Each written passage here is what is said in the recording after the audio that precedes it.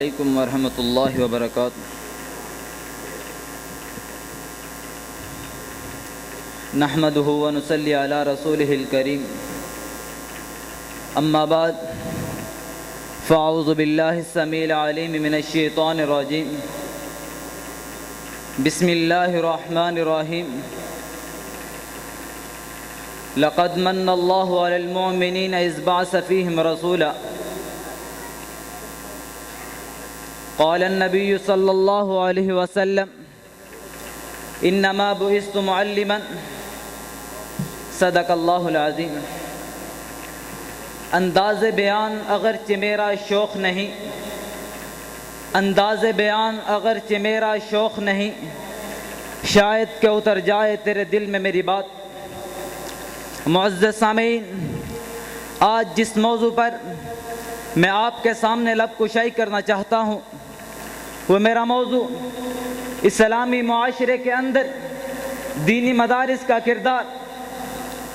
سامعین محترم، درس کا لغوی معنی گہنا ہے، جبکہ مدرسہ اس جگہ کو کہا جاتا ہے جہاں سے تعلیم و تعلم کا فریضہ سر انجام دیا جائے۔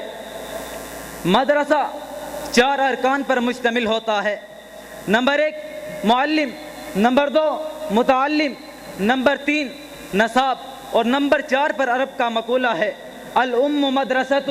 گہوارہ مادر بھی ایک درسگاہ کی حیثیت رکھتا ہے۔ سامعین حضرات، ان دین مدارس نے ہر دور کے اندر اپنے وجود کے ذریعے اس امت کی نمود کا فریضہ سر انجام دیا۔ در حقیقت دین مدارس مسلمانوں کی اس تاریخی اور روایتی نظام تعلیم کا تسلسل ہے جس سے مسلمانوں کی درخشندہ علمی روایات وابستہ ہے۔ ان مدارس کا سب سے بڑا احسان ہم پر یہ ہے کہ انہوں نے ہمارے شاندار ماضی کا تعلق ہم سے منقطع نہیں ہونے دیا، اور اس سنہری دور کو واپس لوٹانے کی کڑی بھی یہی دین مدارس ہے، جو اگر ختم ہو جائے تو درمیان سے وہ سلسلہ منقطع ہو جائے جو ملت کے احیاء اور شاندار ماضی کی طرف لوٹنے کا راستہ ہے۔ سامعین حضرات، ان مدارس نے ہر دور کے اندر اپنے وجود کے ذریعے اس امت کی نمود کا فریضہ سر انجام دیا۔ یہی دین مدارس اسلامی معاشرے کی بقا کے لیے سنگ میل کی حیثیت رکھتے ہیں۔ قرآن و حدیث اسلامی تعلیمات کا منبع ہے، اور ان دینی مدارس کا مقصد اس کے سوا اور کیا ہے کہ اسلامی تعلیمات کے ماہرین، قرآن و حدیث پر گہری نگاہ رکھنے والے علماء اور ائمہ اور علوم اسلامیہ میں دسترس رکھنے والے رجال کار پیدا کیے جائیں، جو آگے آنے والے مسلمان معاشرے کا اسلام سے ناطہ جوڑنے اور مسلمانوں میں اسلام کی ضروری اور بنیادی تعلیم کو عام کرنے اور اسلامی تہذیب و تمدن کی ابدی صداقت کو اجاگر کرنے کا فریضہ سر انجام دیں۔ انہی مدارس سے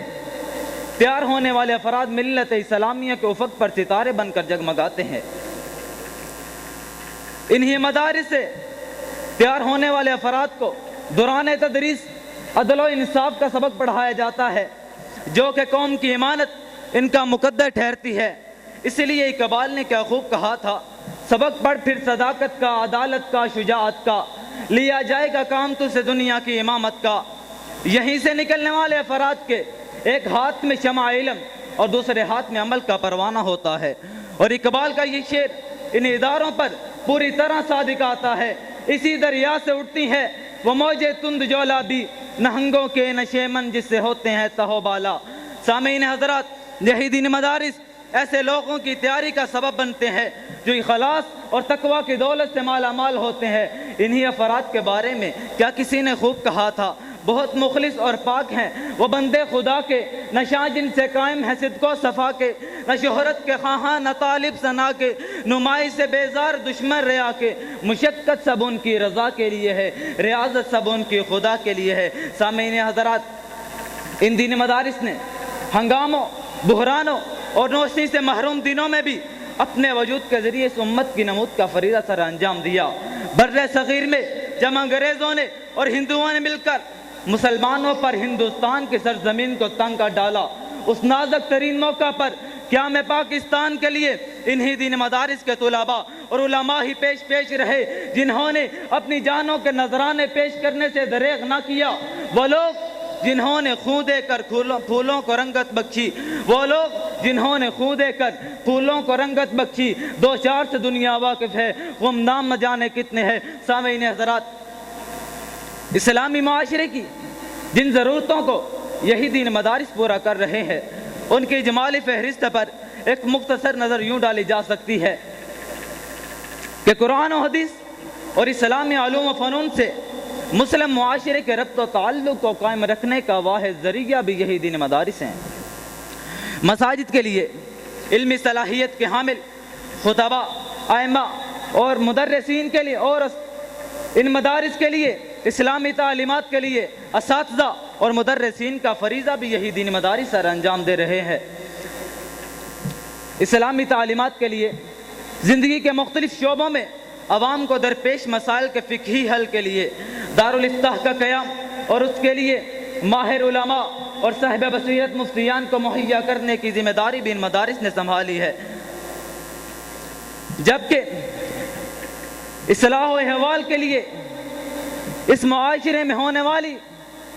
مختلف سمت، مختلف انداز و طریقے سے ہونے والی کوششوں کا منبع بھی یہی دین مدارس ہیں۔ چنانچہ تصنیف و تالیف کا میدان ہو یا دعوت و تبلیغ کا یا وعظ و خطابت کی زیرمگاہ ہو، اگر آپ گرد و پیش نظر ڈالیں تو آپ کو اندازہ ہو جائے گا کہ ان تمام اصلاحی مسائل کی صورتیں بھی ان مدارس سے پھوٹ رہی ہیں۔ سامعین حضرات،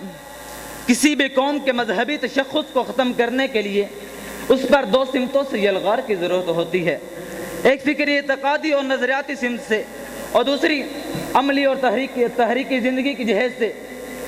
ان دونوں محاذوں سے حملہ آور ہو کر اگر اس کے اعتقادی اور نظریاتی سمت کو گرا دیا گیا اور عملی زندگی کو مذہبی قیود سے آزاد کرا دیا گیا تو سمجھیے کہ اس قوم کا مذہبی حوالے سے تشخص بالکل مٹ گیا، اور کچھ عرصہ بعد اس کی حیثیت تاریخ کے قصہ پرینہ سے زیادہ نہیں رہے گی۔ مغرب عالم اسلام پر اس وقت ان دونوں جہدوں سے حملہ آور ہے،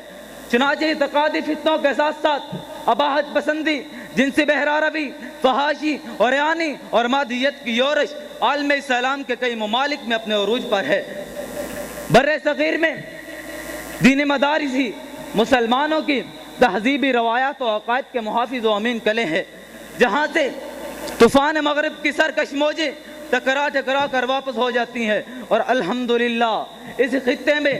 مسلمانوں کا دینی تشخص بڑے ابوتاب کے ساتھ بحال ہے۔ دیار مغرب کے رہنے والوں، خدا کی بستی دکان نہیں ہے، دیار مغرب کے رہنے والوں، خدا کی بستی دکان نہیں ہے، کھرا جسے تم سمجھ رہے ہو وہ ابزر کم عیار ہوگا، تمہاری تہذیب اپنے خنجر سے آپ ہی خودکشی کرے گی، جو شاخ نازک پہ آشیانہ بنے گا نہ پائیدار ہوگا۔ وما علینا الا البلاغ المبین۔ السلام علیکم ورحمۃ اللہ وبرکاتہ۔